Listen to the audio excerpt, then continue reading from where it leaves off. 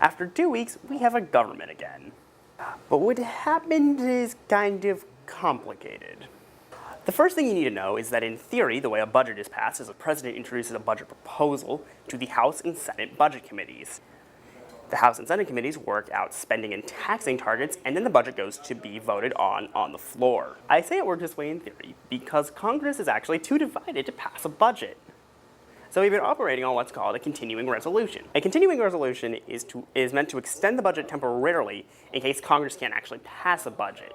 It basically extends the old budget for a certain period of time temporarily until Congress can decide on a budget.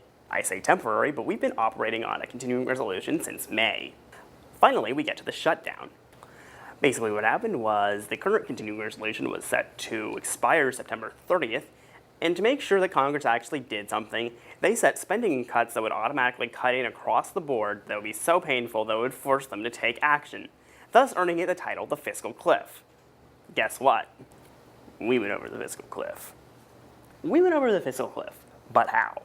Basically, the House was set to vote to extend the continuing resolution, but House Republicans attached riders to the bill that would delay or defund the Affordable Health Care Act, or as it's been referred to as Obamacare, to which the Democrats responded by pointing out that the Affordable Health Care was already signed into law and deemed constitutional by the Supreme Court.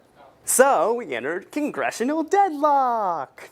And the government shut down, to which people are justifiably annoyed by. So given George Mason's proximity to Washington, D.C., I decided to ask George Mason students what they thought about the government shutdown. Okay, so, were you personally affected by the federal shutdown? I didn't notice any difference.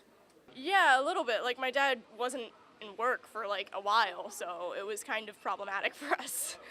Our family dinner conversations were, but that's about it. Yeah, my mom started making less money, so she couldn't buy me as much stuff. No, I don't have any family members that work in the government.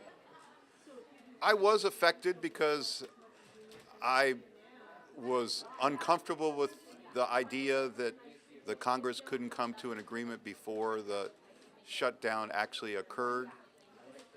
And, but at the same time, I know that individuals have a right to their positions as members of Congress.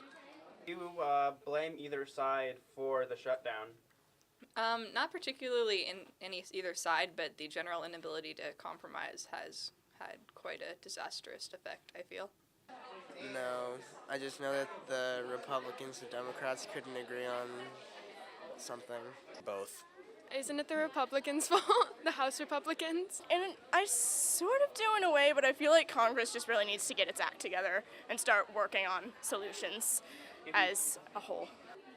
No, I don't blame any particular group. I think any particular group can try to accommodate other members, but I think that all the members of Congress and the president could have addressed this issue a lot earlier than they did, so that the shutdown was not necessary, and also that the federal budget deficit, debt issues could have been addressed before this occurred. So as you can tell, Mason students are really blaming Congress for the shutdown, which leads us to our closing question.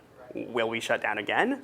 Well, we're going to find that out in February, which is when this continuing resolution's been extended to. Thanks for watching The Lasso. I'd also like to thank Matthew Rondon for being our microphone monkey for the interviews. And for The Lasso, I'm Ben Trock.